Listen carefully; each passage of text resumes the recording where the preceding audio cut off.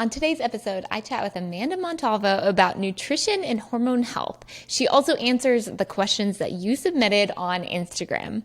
I'm Natalie, and you're listening to the Resource Doula Podcast, a place where we provide information to help you make informed healthcare decisions for yourself and your family. Amanda Montalvo is a women's health dietitian that helps women get to the root cause of hormone imbalances and to have healthy menstrual cycles. Amanda started off her education in nutrition with the traditional route, but after dealing with her own health problems after getting off hormonal birth control, she quickly realized the value of functional medicine. After healing her acne, balancing her hormones, and learning the value of her menstrual cycle, Amanda found her purpose: to help women create a body in balance and not settle for anything less.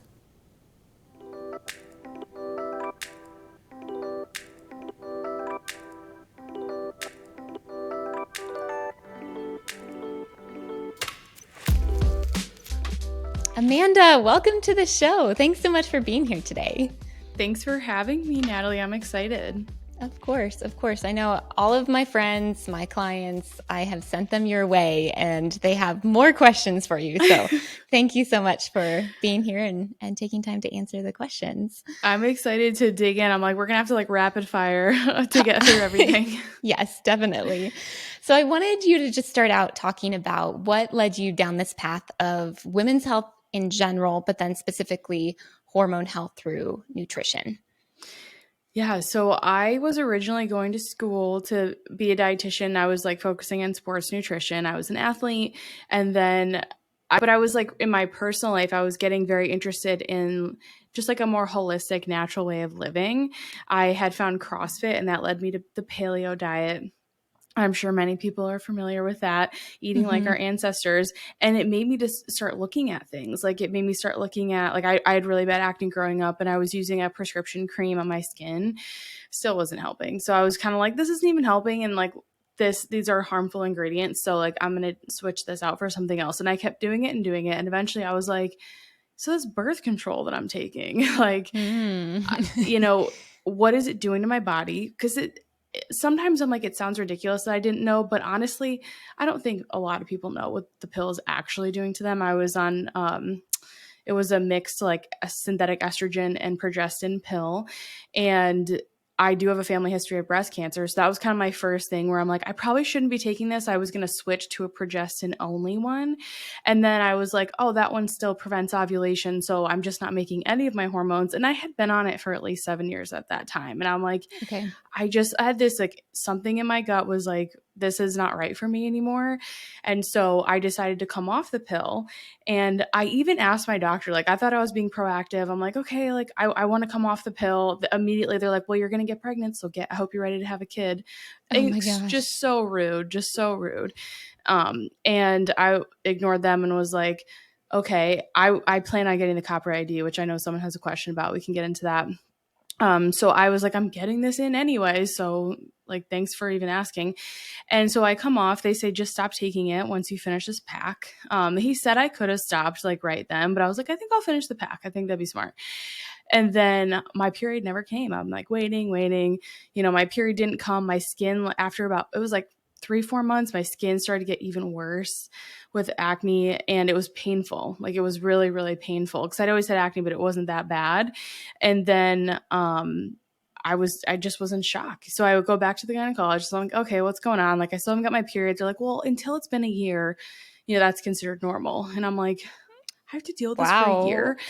And then he's like, well, go back on your cream. And for the prescription med, he's like, go talk to your dermatologist, go back on the cream. I'm like, I don't want to go back on the cream. I can't go out in the sun when I use the cream. None of it were answers that I wanted. And at the time I was frustrated, but now I think back and I'm like, well, they were conventional doctors. I was asking them for non-conventional remedies, which wasn't really fair. So I was basically in this place where I didn't feel like myself. My skin was terrible. Then I started to get really fatigued after the 6-month mark. And I'm like, this is something's not right. So I went to my regular primary.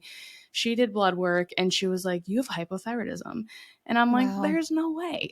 I've never had hypothyroidism. What do you mean?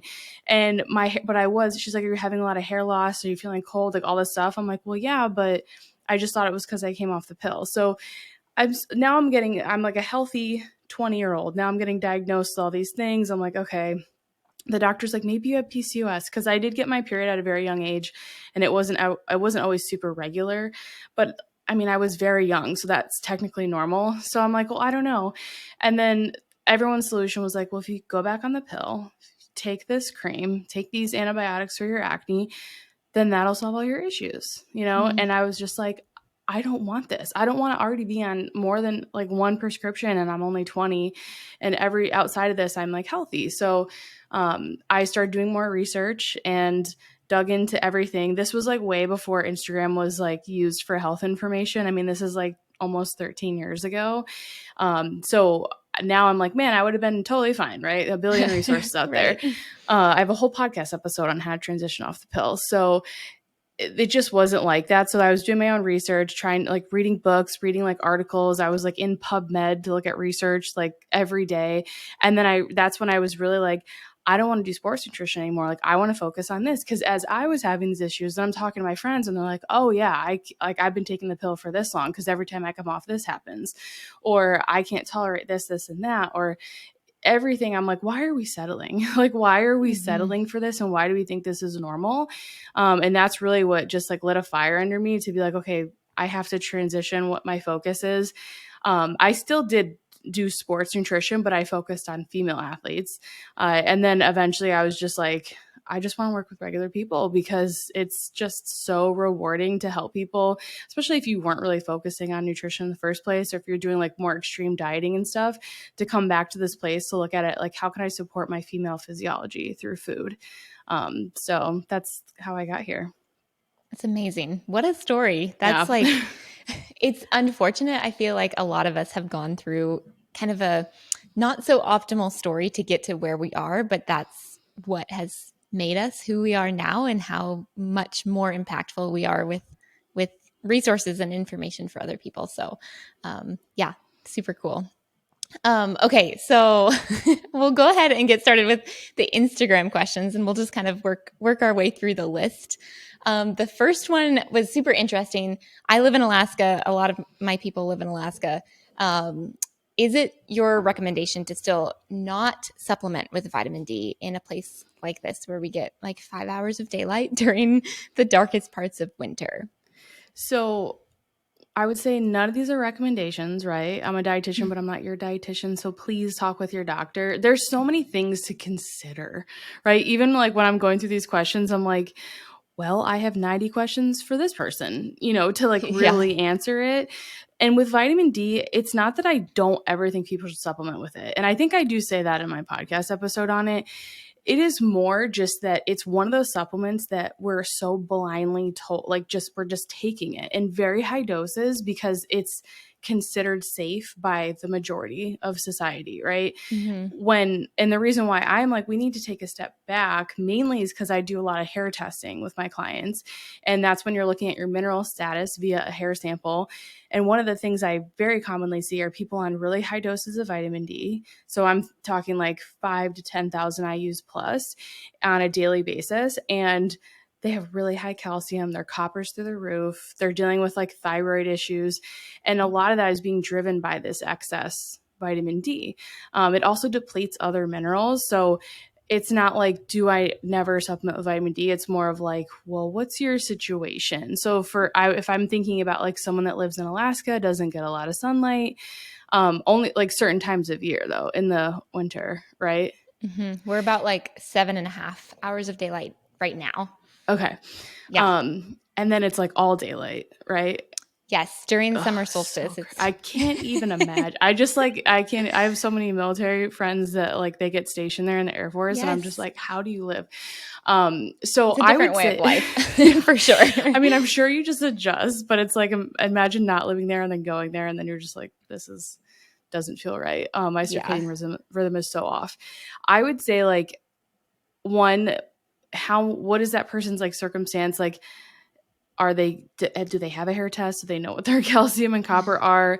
And the one thing that I think you can actually do that's tangible, that I mean, pretty much anyone can do, is get a magnesium RBC. It's like a blood measurement. Okay. Your doctor may not order it. They'll order a serum magnesium always. But serum magnesium doesn't tell you anything because most of the magnesium is inside the cell. So if you get the RBC version, the red blood cell version, then you'll be able to get a really good look at how your magnesium is.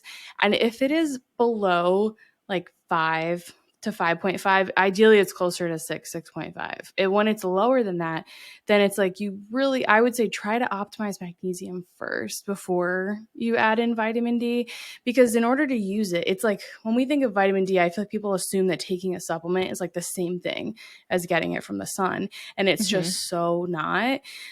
When you're taking it in a supplement form, you have to convert it and it has to go through all these pathways in order to work properly. And you're getting this big dose. Whereas like when we're getting it from the sun, it's like typically in smaller increments, kind of depending on how much time you're spending outside and like direct sunlight and stuff. And when we're taking that supplement form, we need magnesium to convert it. We also need it to be balanced with things like vitamin A. Like I know a lot of people will take vitamin D that has vitamin K in it. And I'm like, we're forgetting about vitamin A, like one of the most important vitamins, especially for female health. And so it's like, you really want to think about yourself. Like, are you eating a lot of vitamin A rich foods? Or maybe even like, do you include beef liver? Because all those things are things I would want to consider if someone were like, hey, I think I really need vitamin D. Here's my living situation. Here's like how much sun I'm able to get. And I would also ask, like, do you notice a difference when you take it? Like if you take maybe like 1,000 to 2,000 IUs a day and you're also eating beef liver and maybe you're taking some magnesium or doing Epsom salt baths, those are things where I'd say like, yeah, you're probably utilizing it like pretty well, especially if you notice a difference. But unfortunately now we're often told that a small amount like that won't make a difference, which drives me crazy. And they're only looking at someone's vitamin D levels, but it's like you have to keep it in context, because if you have a low vitamin D, and typically they're looking at a measurement called 25OH, and that is the storage form of vitamin D, you don't necessarily want to see that high. So if it is high, that's like a huge red flag that there's probably some inflammation going on. Yeah. And then if it's low, then you want to think about, okay, well, what is my active vitamin D? Because 125OH, that's our active form in the blood. And that, I can't tell you how many people, they have a low 25OH, the storage form, and then their 125, the active, is high, which is a sign of inflammation. And we have plenty of research telling us that it's not a good thing. So this is why it's like, could you take vitamin D if you live in Alaska and get 5 hours of daylight? Probably. But if it were me and I were thinking like, how can I optimize this so that I'm actually going to use this vitamin D and it's not going to deplete other minerals, I think a conservative amount, like 1,000 to 2,000 IUs. If you have darker skin and you live in Alaska, I would say probably closer to 3 or 4. And then I would make sure you're eating beef liver or cod liver oil, vitamin A rich foods, egg yolks, dairy, that sort of thing. And then make sure you're getting magnesium, because you will deplete some magnesium and potassium when you're supplementing. You're taking in a lot at once, right? It's kind of hard not to, but that also doesn't mean that like you can't eat some more potassium rich foods, have a little extra coconut water or something, and like kind of balance that out. I think there can always be a balance. And then I always like, we had a few supplement questions and they're like, well, if I'm doing this, this, and this, should I switch to this, and this? And I'm like, well, why are you taking this, this, and this in the first place? So that's always the question. It's like, well, why do you want the vitamin D? Do you notice a difference? Do you really need it? But I don't think it's harmful to take it in smaller amounts if you are going to be balancing it with the other vitamins and minerals. Okay, that makes a lot of sense. I will tell you, it was a recommendation for a lot of years of my life. And I am almost ashamed to tell you this, but I took 50,000 IU per week for a very long time. But if you break that up into 7 days, it's not like, not a crazy, obscene dose. But I can tell you that I was not doing any of the other things to balance it out or use it. So, I just wonder. It's just so much I mean, like, it's like, are you even using that? And it really does act like a hormone in the body. So that's why like a lot of practitioners will call it hormone D. And it does not act like a vitamin at all. And that's why it's like we have to approach it with caution, because I think we're just taking it because we think it's healthy. And we're like, oh, it's just a vitamin. It's like, well, it's a fat soluble vitamin. It competes with other vitamins and minerals. And when we take too much of one thing, it's going to push something else out of balance. But I get it. I used to take like 5 to 10,000 IUs every day because my Yeah. doctor, I had low levels, and I was seeing a naturopathic doctor, and they were like, yeah, well, that's like a huge part of like your gut issues and your acne. And I was like, I don't think it is, but Oh man. Okay, so next, kind of shifting more into period questions. What would you say is the best natural solution for when you are experiencing cramps? so if it's something like right in the moment, I'll talk about things you could do like kind of leading up to your period. But for like right in the moment, I really like TENS units. Have you ever used one of those? Yeah, actually. So I find that I don't really have painful periods anymore, even postpartum, which I'm like, thank God. Yeah, that's amazing. But for a long time I did. And even when I was like, really living a healthy lifestyle, I think I have like, I haven't had the laparoscopic exploratory surgery, but I think I have some history with endometriosis because a lot of my family members do. And it took us a while to conceive. And I was like, I'm going to do the surgery, like if we don't get pregnant soon. But then we ended up getting pregnant. I didn't do it. But very similar, like all lower back, the big bloated belly, like all that kind of stuff. And the TENS units really, really helped me, but I had to use them before it got too painful, like for me personally. And that's something I always tell people because I think sometimes we wait, like we're like, oh, I don't want to do anything till it's like really that bad. But I'm like, if you have a TENS unit, and like Ovira is a company, Ovira, that makes one that is like, you can like clip it into your pants and you can't see it at all. So I've it's seen super those. discreet. So if you Yeah. like, if you like work in an office, I feel like now everyone works at home and from their computer, so it may not matter. But when I used to work at a hospital, I would use that at the hospital and you couldn't even tell. But if I used it too late, it just like didn't do much or made it worse. So TENS units are amazing for like in the moment like care. As far as, I do think vitamin E works really well too. Like kind of depends on the person. For myself, it works well. For my siblings, it works really well, and quite a few of my clients. But if you take like, a typical vitamin E capsule is about 400 IUs. So if you take 2 to 3 of those, I wouldn't do this every day, but like as soon as you feel cramping, take it. And I've seen, because it helps with prostaglandins, which those are the inflammatory proteins that build up and cause cramps in the first place. So it's really helpful. So that could be another one in the moment, or you could just take one a day throughout your whole cycle. And that has been shown to reduce not only cramping, but also hormonal headaches and migraines. So that's a really good one. And then kind of like, ginger is great.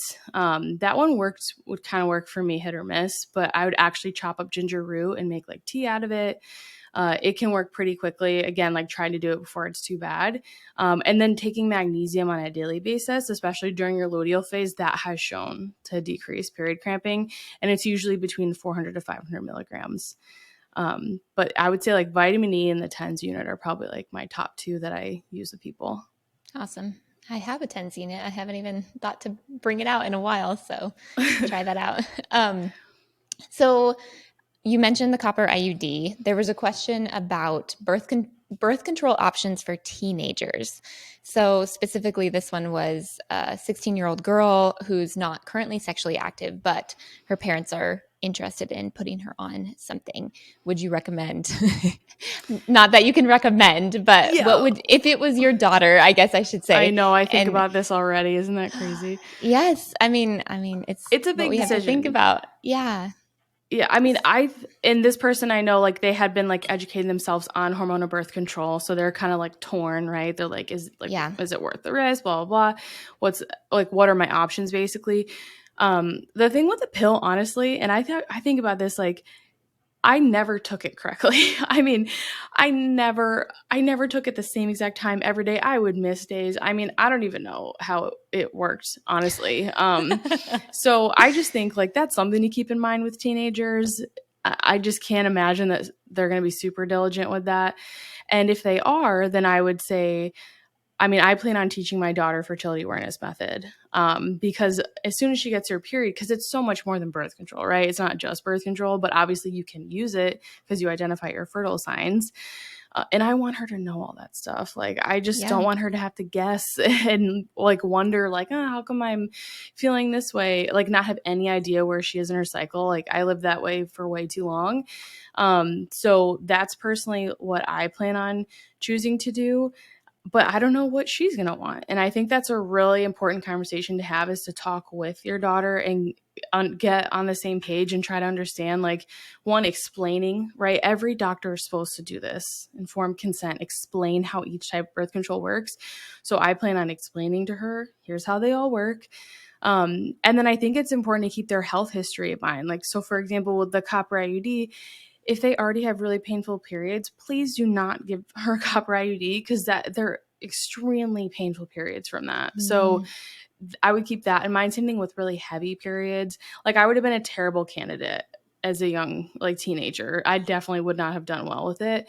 I got it in my 20s and my periods weren't quite as bad then. So still, it was not a great fit, but I thought it was my only option, right? Similar to like probably how these people feel. So thinking about that, her health history, and then talking with her. And then if you're nervous, like say she's had her cycle for a while, she doesn't get the whole fertility awareness thing. She's like, I don't want to take my basal body temperature, or she forgets some days, or she doesn't understand the cervical mucus thing. It takes time to learn these things. So maybe you talk about using an IUD I don't think I would do the pill at all. I think I'd probably use the Mirena IUD if my daughter was like, the copper, it was just like wreaked so much havoc on my body. I'm just like, Mirena, after the first year, you ovulate like 80% of the time on average. So you do get some ovulation. And then regardless, I really plan to teach her about condoms. And I feel like I talk about this on every podcast, but I'm like, condoms are still really important, guys. And they work. And I feel like we live in this world where people act like they're not a feasible form of birth control. But I do think that they are. Obviously, with a teenager, you're like, do I want to roll the dice with that? Maybe you don't, but she still needs to know the importance, even if she does have an IUD, to protect herself from other things. But yeah, that's probably how I'd go about it. Yeah. Yeah. There's so many options. And I think, like, just how you said it, empowering her to make her own decision as well, or get prepared to make her own decisions, is so important because you can't force your kid to go on birth control. Right. I mean, right. Feels weird, Yes. Yeah. She's still a minor at that point, but yeah, it's a tricky subject. So, okay. What about PMDD with nutrition, minerals? What's the deal with that? Are they connected? How would you approach that? It's very tied to estrogen and progesterone.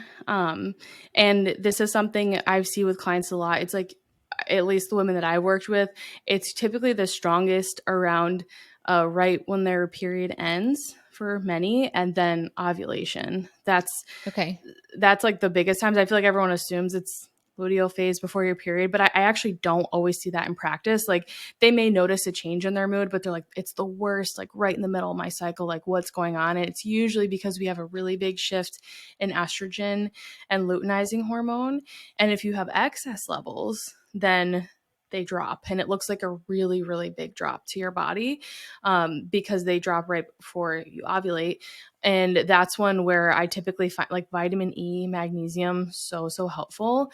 Vitamin E can help to oppose estrogen if you have too much. It acts very similarly to progesterone.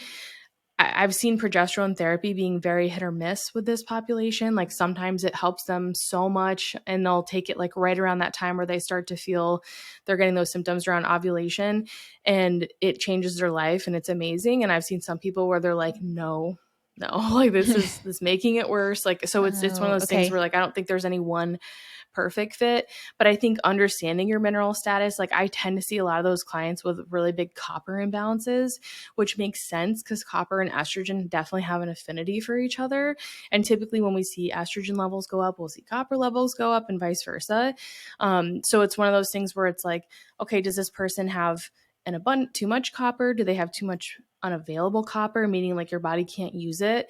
Because copper is so important. I mean, it's incredibly important for making energy, for our metabolism, for our health overall, and like converting thyroid hormones, so many different things. But if we have it out of balance and it's not in this usable form, then it can create more oxidative stress, inflammation, excess estrogen, that sort of thing. So usually I'm focusing on like, how's their copper and zinc balance? Have we looked at their hormone levels? I like to get their hormones tested if we can. And then looking at, okay, typically a lot of these things are going up and down with stress.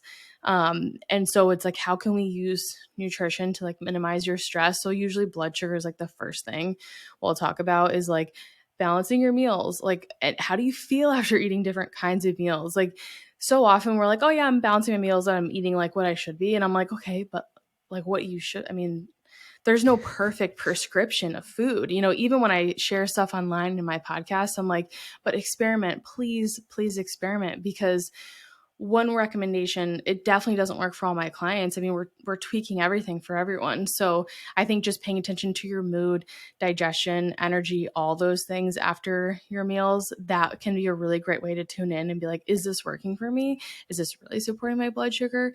Oh, I ate this balanced meal, but then I noticed a huge crash like an hour later. You know, it doesn't, sometimes I feel like we have to fit our food. It's like, no, your food has to fit you. So those are like the big areas I really like to focus on with people. Yeah. Yeah. I think that's something that we don't pay attention to very often. Yeah. We might think about how we're feeling when we're eating specifically, but then like an hour later, that's already like out of my mind. Yeah. And so, yeah, just symptom tracking and paying more attention, which is beneficial for everything, right? More mindfulness about our bodies. Okay. This question was from someone who's over a year postpartum, and they're feeling some exercise intolerance, is what they said, despite supporting with nutrients and minerals. So their question was, how do you know when to gently push yourself, and what's a sign or some signs that you're not ready for that exercise? Yeah, so I'm assuming they're feeling like really fatigued after exercise, because that's like one of my go-tos is I'm like, if you don't feel better after you're exercising, then that's typically a pretty big red flag that it's not a good fit for you. And so I typically, like, if that's the case, I would really look at, is this person actually eating enough? You know, just supporting nutrients and minerals. I'm like, that could mean anything. So my first thing, are they eating enough? I would also consider getting thyroid blood work done. That's a really common imbalance postpartum. Your thyroid works so hard during pregnancy. We lose a lot of minerals during pregnancy and postpartum. It's just a stressful season. So I think looking deeper at like, are they doing adrenal cocktails? How frequently are they eating? Are they getting enough protein?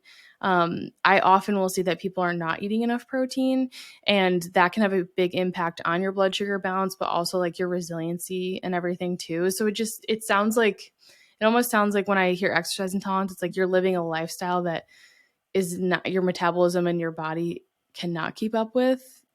That's not always the case, but that's kind of like, those are the big things. But I have like 5,000 questions for this person. Yeah, I know. The Instagram question box is so small. There's not many details included.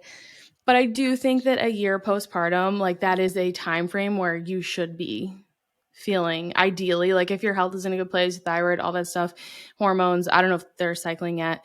They may not be. That is a time where like, I think it's very appropriate that they are looking towards exercising regularly. You know, if it were earlier on, I would say like, don't even like question it. You know, your body's communicating with you. But at this point, I do think it would be a good time to do a little more digging. Okay. And just to add on to that, like my own personal question, is there like maybe a couple recommendations you could give for supporting your thyroid throughout pregnancy so it doesn't get hit so hard during the postpartum season? Yeah. So there are two like major deficiencies that are going to impact your thyroid the most during pregnancy. One is going to be iodine. So a lot of women go into pregnancy pretty deficient in iodine. So that's one where people are always like shocked that I'm like, okay, let's get you on iodine before, because especially if they just conceived and they're early on, I'm like, okay, we have to like address this now. I do think it's very helpful. And it helps you build your resiliency throughout, because if you're deficient in iodine, that's how we make thyroid hormone. So it's like, it's kind of like, okay, maybe your thyroid levels tank when you're pregnant, but it's like, and you're taking, maybe you get prescribed a thyroid hormone, which I have nothing against thyroid medication. I took it for many years, and I think it works for a lot of people. But my question is, if you need thyroid medication, it makes me think your body is depleted and stressed out and it can't keep up. And then when you add something like thyroid medication in, it's increasing your metabolism, but you probably don't have the resources to back that up. So that's where I think about like iodine, whereas if that's the reason that you are hypothyroid right now or part of it, then I'd rather replenish that. And then vitamin A is another one that women are very commonly deficient in going into pregnancy. And that is really important for utilizing thyroid hormone and thyroid hormone receptors, amongst many, many other things, like keeping iron in balance, keeping copper in balance, like very important things for pregnancy and postpartum. So those are the two areas that I like to look at. And then utilizing like iodine and thyroid and vitamin A rich foods. I do typically supplement with iodine for people because it's hard to get enough from food to fix a deficiency, but it just kind of depends on the person. And like eating breakfast right away when you wake up, so helpful for your thyroid because it's helpful for your stress levels. And that has a huge impact on thyroid hormone production. And then just eating regularly, making it predictable as you can, especially like postpartum for your thyroid.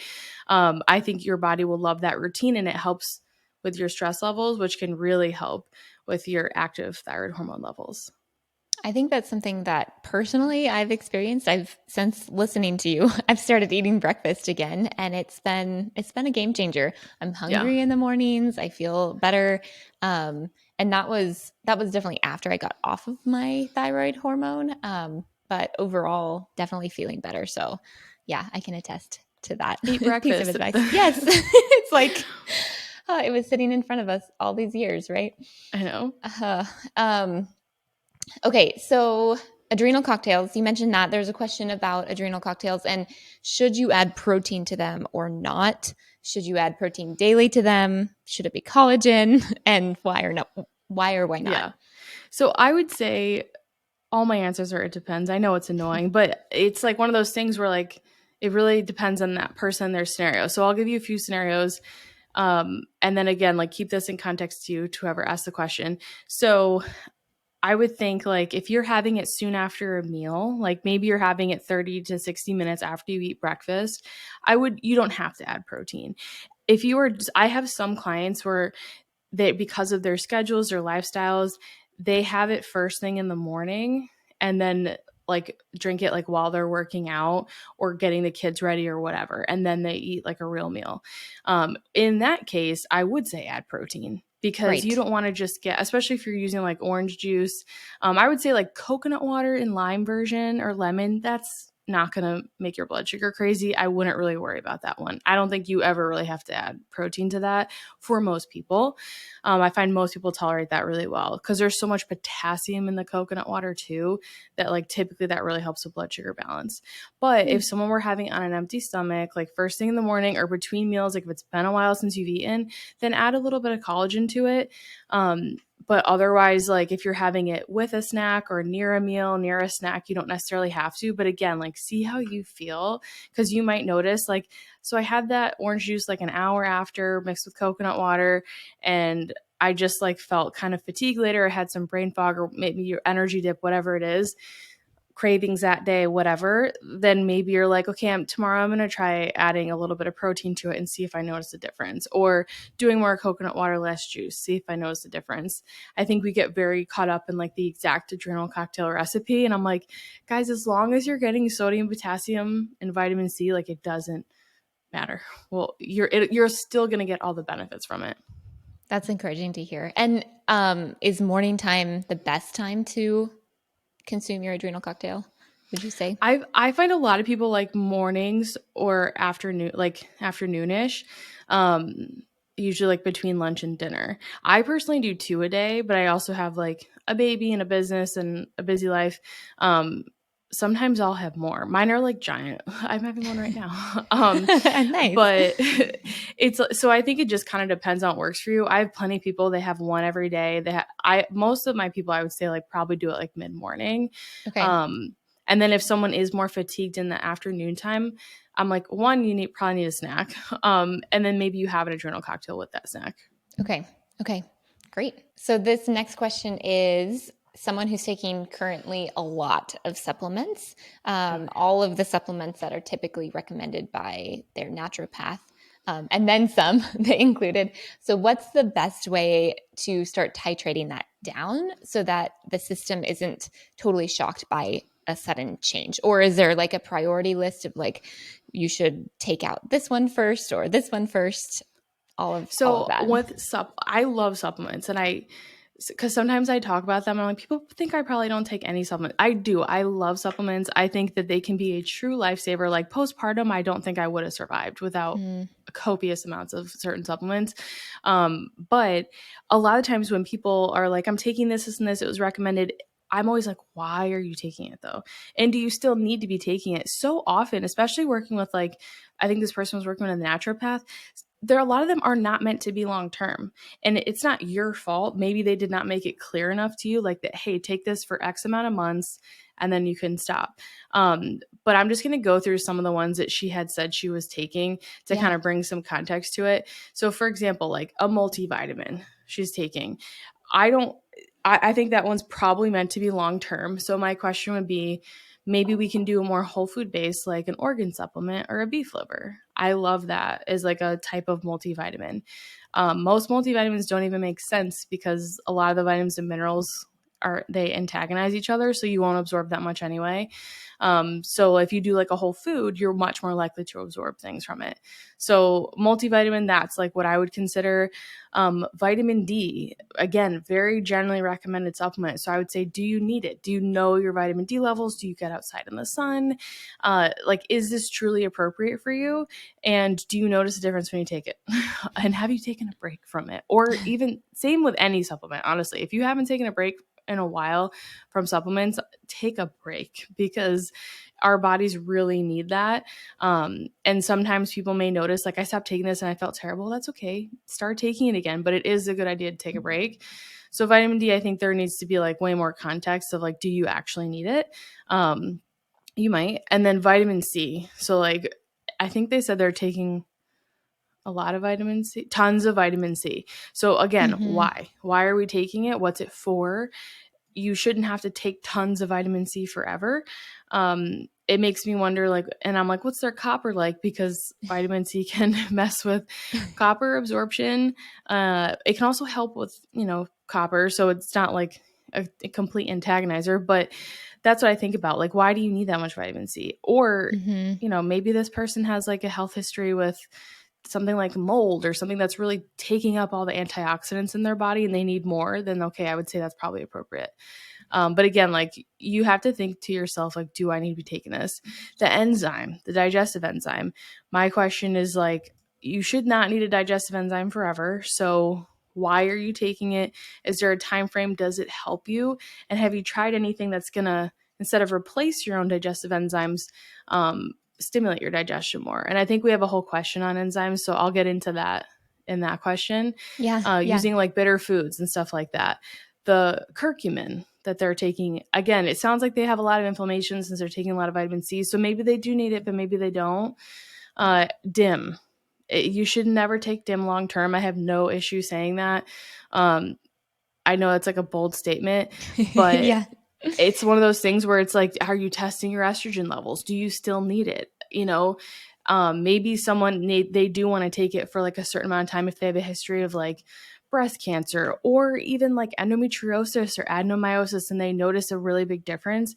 That's totally different. But if you're just like your typical person that has like period pain or estrogen dominance concerns and you have to take DIM all the time or you don't feel good, that means that we're not getting to the root.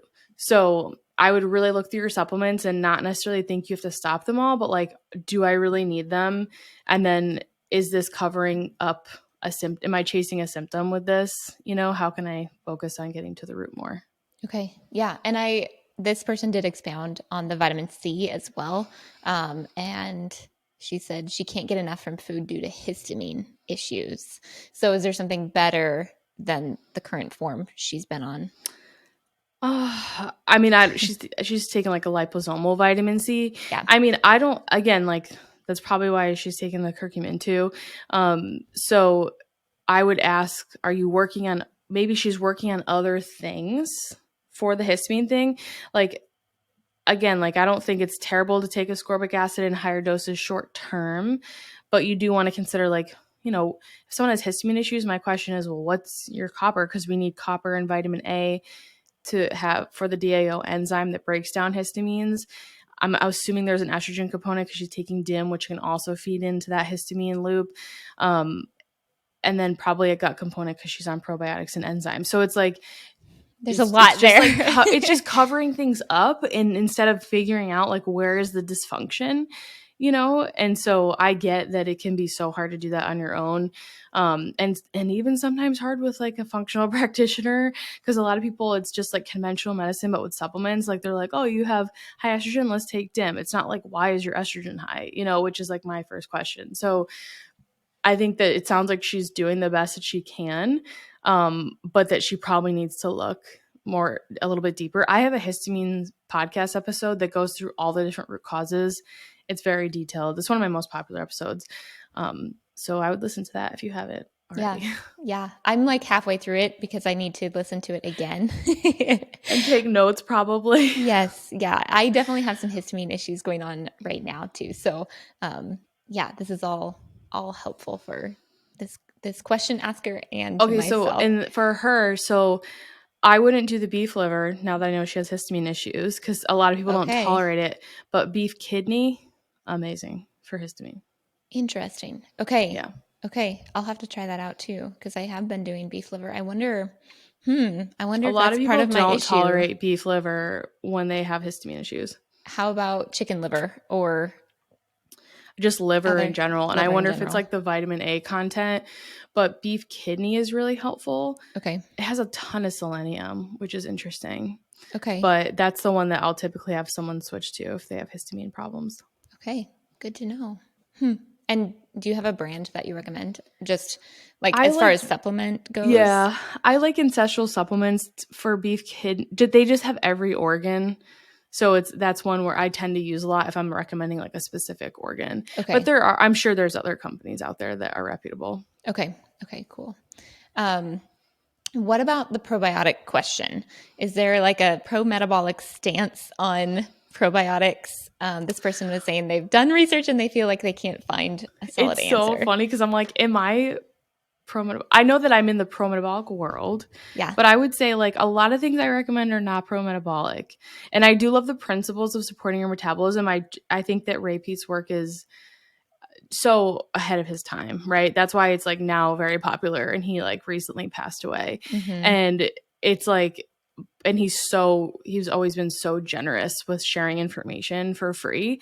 But I think a lot of people take it out of context and they like don't fully understand because to eat to support your metabolism is going to look different for everyone. Right. So, but I do think the general principles of like, you know, eating foods that are easier to digest, not taxing your digestion. I think that's where like a lot of the probiotic and prebiotic questions come from in the pro-metabolic world. So I don't know if there's a pro-metabolic stance on it, but I can share like a functional nutrition, like my perspective, being a part of that world. And I just see a lot of people that follow pro-metabolic eating like to a T, and they have very low beneficial bacteria. And it's one of those things, like on their stool test, I use a GI map typically.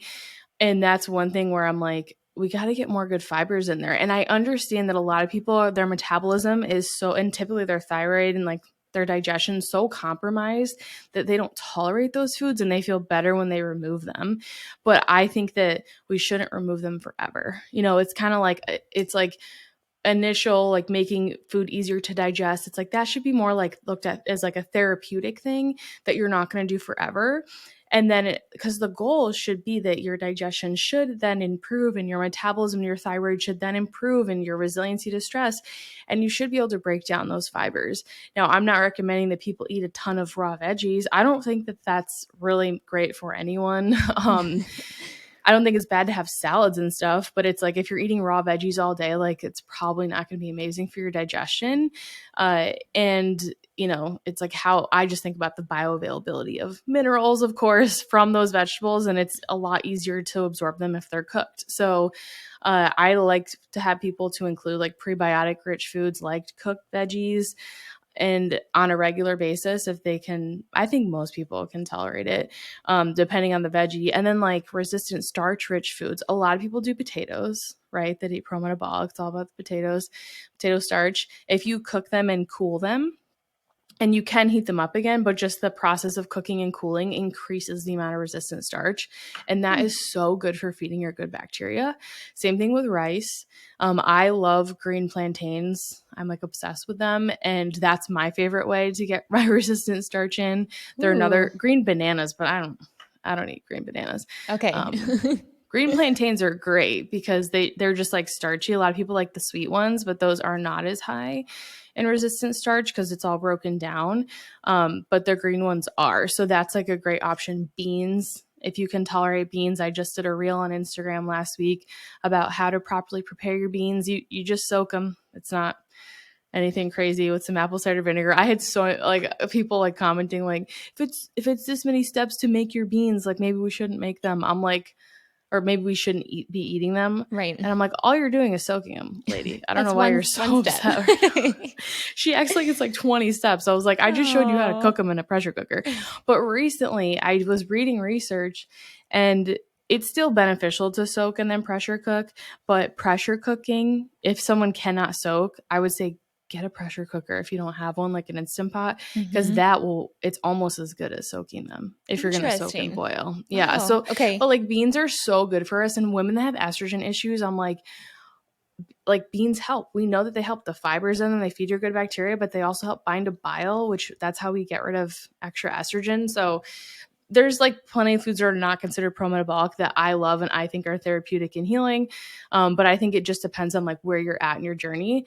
But while I think probiotics supplements can be helpful for some, like a lot of those people that are taking them are not eating foods like the fibers that are going to then feed those good bacteria to help them thrive. So that's why I usually focus on the prebiotics and the resistant starch. I love it. Okay, this might be a dumb question. Canned beans, are they technically already soaked? You wouldn't soak them because they would just be like super mushy, right? Right. But they are not like, they don't have the benefits of soaking and they're not like easier to break down. Okay. So a lot of people, they'll eat canned beans and they're like, I have like so much bloating and gas. And then they like soak their beans and cook them in an Instant Pot, some sort of pressure cooker, or even boil. But if you soak them first, a lot of people notice a difference. Okay. And if you have histamine issues, some people do great. They do fine with the soaking and then pressure cooking. But if you have histamine issues and you soak and you notice that you don't tolerate the beans, I would try not soaking them and just using the pressure cooker because that works for a lot of people with histamine problems. Okay. What about histamine issues are just like a whole thing. Okay. So the next question was on PUFAs and specifically avoiding them in snacky type foods. Like where can someone go to find snacky foods purchased snacks rather than homemade? Like soybean oils and stuff like canola oil and that like already in the food. Exactly.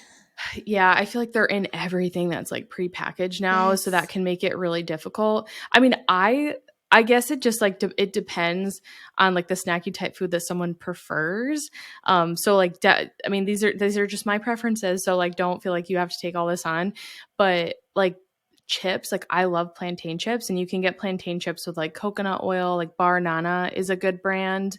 But a lot of them, they make them with coconut oil. So it already, or palm oil, which I know some people don't like. I don't see any issues with it, other than like environmental ones. But I think if you're in a pinch and that's like your option, that would be a great one. And then like if you're like pairing that with something else, like I mostly make my snacks like little like mini types of meals. I just noticed for myself personally, like that's how my blood sugar stays balanced the best and I feel the best. So I do a lot of like Greek yogurt and fruit. So obviously like, and like bee pollen, like that's a really easy one to like not have a lot of PUFAs in. But I think prepackaged things, it's hard to not have any in there. And it's usually, that's when you're shelling out a lot of money for the brands that do not use them and are usually like 3 times the cost, sometimes more. So it's kind of like I would weigh that out, because a lot of people are like, I can't afford that on a consistent basis, so I'm just going to eat this instead. You have to weigh out the pros and cons. Like I especially think of people with like kids, like if there's a certain food that everyone really likes, they're going to eat it. It's easy to have with you on the go. And if you don't have that, then they're not eating. I mean, I look at the tiny percentage that is of compared to everything else that they're eating.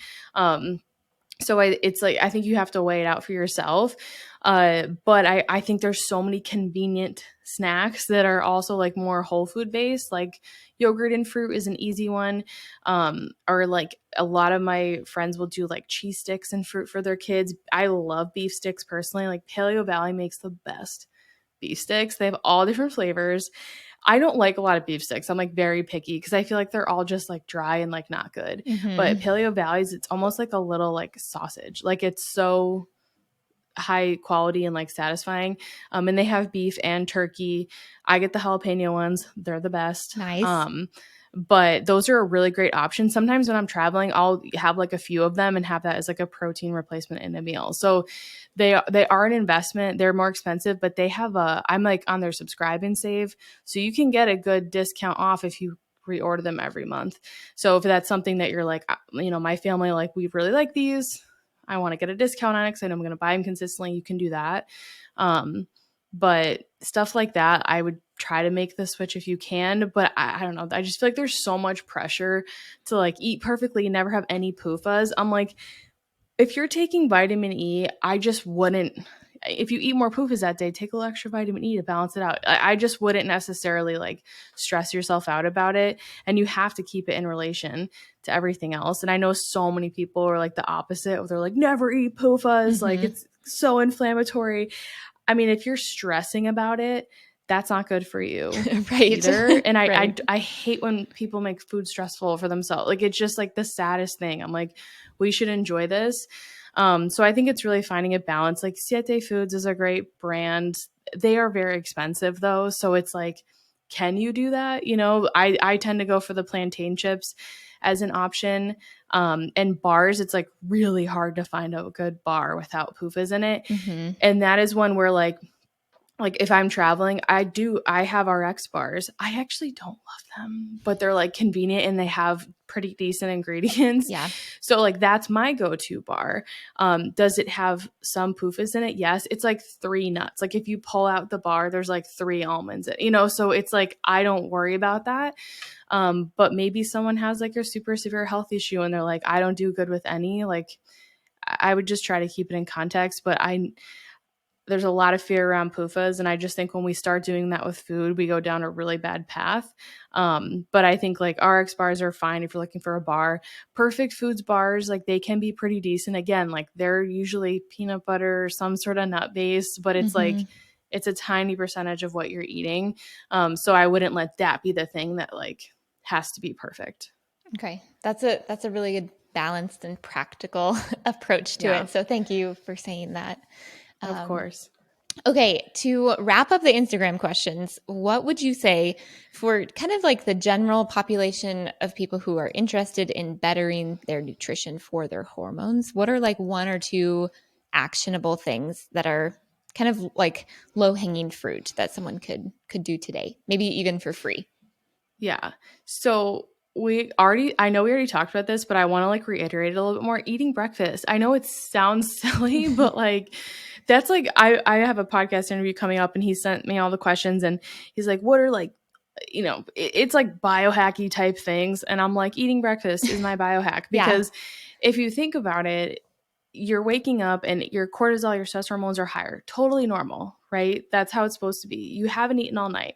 So we're all doing intermittent fasting, no matter what anyone says. And so it's like, if you want to help regulate those stress hormones and reduce that so that you can have balanced blood sugar and less stress and more resiliency throughout the day, eating a good, nourishing meal is a great way to do that.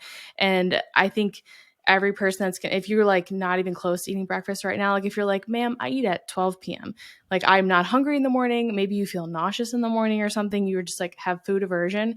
Start with something really small within an hour. don't put pressure on yourself, and slowly build. Like I have these gelatin gummies that a lot of people really like to start with. Like I have a lot of clients that will have like coffee with collagen, cream, and then gelatin gummies. Is it amazing? I mean, they love it, but it's like, it's not technically perfect, but it's like, it's something, and you're giving your body something first thing. And then you can build on that. And hopefully, like, I personally really like starting the day with like a big breakfast. That's because I think it depends on your lifestyle too. Like, I'm very busy. Like, I just recently hired a nanny. So when she gets here, it's like, I have to get as much done as I can during that time before she leaves. And so I'm not eating like super, super frequently. Like I eat like 4 times a day, which for me, I mean, I was eating a lot more frequently before when I was nursing more too. So it's like that has worked really well for me, but we're going to go through different seasons of life where things are going to work differently. Like when my daughter was really little, I had these like nursing muffins first thing in the morning. It wasn't a big breakfast. And then I would eat a real meal because that's what worked with our routine. So I'm just sharing all this because I think it's really easy to say like eat breakfast, but then everyone has their own circumstance. And I think it's also really easy to take in information and be like, that doesn't work for me. I'm not going to even consider it because I'm in this XYZ situation. Yeah. But I think that you can make things work. It's just kind of feeling out like, does this feel good to me? Do I want to experiment with this? And I would just want to reiterate, like, eating enough protein. That's probably like my second thing. A lot of women do not eat enough protein. And especially like when they're starting their day, I see a lot of food journals. A lot of them say 2 eggs. And it's so funny because one of my nutritionists like will joke like 2 eggs isn't breakfast, you know? And only because it's like, that's like their big main meal in the morning. So we're like, all right, we got to get more protein in there. So I think like prioritizing not being afraid of protein rich foods. I know that in the pro-metabolic space, it's like very welcoming with carbohydrates. I 100% agree with that, but I feel like protein then gets put on the back burner and then people are like starving every couple hours because their blood sugar is not balanced. So that's when I'd say like you probably need a little bit more protein in those meals. Like for most people, like 30 to 40 grams is around the sweet spot. Everyone's going to be different. Per meal? But is that what you're saying? yeah, per meal. Yeah. So just to keep that blood sugar in a good place. But I think those are 2 things that you're going to be eating anyway. So they're not going to cost you any additional money. It's just food strategy. Like if you can experiment and like track your food and write down how you're feeling, I mean, it can show you so much. And then you're just like, oh, I think I might try a little more protein in my breakfast. And then like the next day you're like, wow, I wasn't hungry until noon. And I had like, you know, really good brain function and I wasn't like cranky later in the day. So little things like that I think can go a long way if we just, you know, slow down a little bit, which can be very hard. I 100% understand that. But that's why I think people want like, what lab test should I do? What supplement should I take? And a lot of times I'm like, we have to look at how we are living and fueling ourselves and making tweaks there first so that when you start to add more advanced layers on top of that, they're actually effective. Awesome. Okay. So if somebody is starting out on this journey of nutritional health, what are your favorite resources to recommend? Instagram accounts, websites, books, your own podcasts, all of that. I know. I'm like, well, I made a lot of free resources, so I am going to share all of my own. It's going to be a Hormone Healing RD plug. Do it. But so that's why I made my podcast. So I have an Instagram at Hormone Healing RD. I have a ton of information there. But Instagram, like, you post it and then it's just gone. It's so hard to find things, right? Yes. So that's when I was like, I'm going to have a podcast because I had one a long time ago. I did it with a friend. I loved it. And now I was like, okay, I'm going to make this resource. So it's like all the questions we get, like, where do I start? All this stuff, like the first 10 episodes of my podcast, listen to them in order and they build on each other. And that's how you get started. So that's what I would recommend if you are brand new to this. I mentioned a ton of further resources in there. And then if you're someone that like really connected with both of us in the thyroid thing, I have a free thyroid training that's like, it's long. It is long, but I mean, it's pretty much everything you need to know to get started. How to interpret blood work, thyroid on your hair test, nutrition, so many places to get started that I recommend it on a regular basis to anyone that's like, I don't know what to focus on. I have this thyroid health concern. That's probably my other favorite one other than my podcast that I have. Amazing. I will link all of those in the show notes. I'll put a whole list of all of your favorite resources. Okay, so 2 questions that I ask every single guest. The first one is, if you were to give one piece of advice to the audience, what do you want everyone to know? What would that piece of advice be? We already talked about like some tangible things that you can start doing. I think that there's just so much information out there today.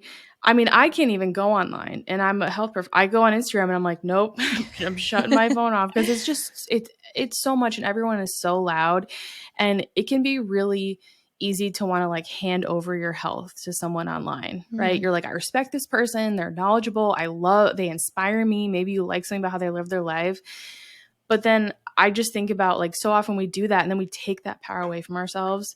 So even with the information I share, if something doesn't feel right, do not do it. Like no one knows your body better than you do. And I think so often we forget that. So that would just be my piece of advice, is like try to keep all the information you're taking in context to yourself. Does this make sense for me and my health history and my main concerns? Because most often, like sometimes I'll do a post and then someone gets all offended and I'm like, well, you're on birth control, so you can't track your cycle. Something like that, like right. Would never make any sense. I'm like, not every post online is for you. Mm-hmm. And I would just keep that in mind. And just don't outsource your health because although we are not all medical experts, you are an expert on yourself. And even when I work one-on-one with people, it's such a team effort. I'm like, well, what do you think about this? Like, how does that feel? Like, how does it sound to you? Does it feel overwhelming? Like it's just so important because I think we all want that next perfect thing that's going to solve all our problems. Mm-hmm. But typically, like we already know, at least have an idea of what that is. Yeah. Thank you so much for saying that. That makes me very happy. I feel like almost every single guest I've had on has said some version of that. Like you are the expert on your own body. And so it goes along really well with my theme. I love it. Eventually the listener is just going to be like, yes, I know it. Yes, exactly. Click. So can you talk a little bit about your course, what that entails, and how someone would book with you or work with you? Yeah, so I have my Master Your Minerals course. It gives you access to hair testing depending on what country you live in. And it teaches you how to read your hair test because that's something that we use with all of our clients.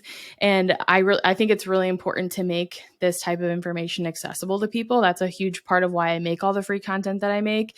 And so I would say that's a great way to get started, especially if you're like, I've tried a lot of things, it's not working, I don't know what to do next.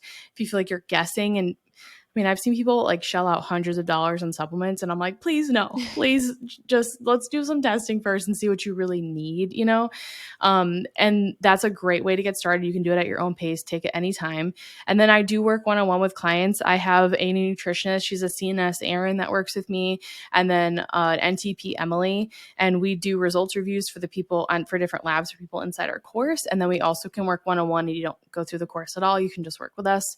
I can send you all the links for those, but perfect. Yeah, those are like the 2 best ways to get started. Amazing. And you provide so much information in your podcast and online. And so I will link all of your resources as well. But I just want to say thank you so much for being here today and answering these questions and spending your time and energy with me. Thank you for having me, Natalie. It was really fun talking. Of course. My top takeaway from my conversation with Amanda was just the individuality of what nutrition can look like, and also that stressing about your food is not worth the effects it has on your body. I really appreciate her holistic approach to food and how she encourages you to take responsibility for your own nutrition. I've linked all of the resources she mentioned, as well as her sites and social pages for you to follow in the show notes for this episode. Please remember that what you hear on this podcast is not medical advice, but remember to always do your own research and talk to your healthcare team before making important decisions about your wellness. If you found this podcast helpful, the best compliment is sharing it with a friend. Thanks so much for listening. I'll catch you next time.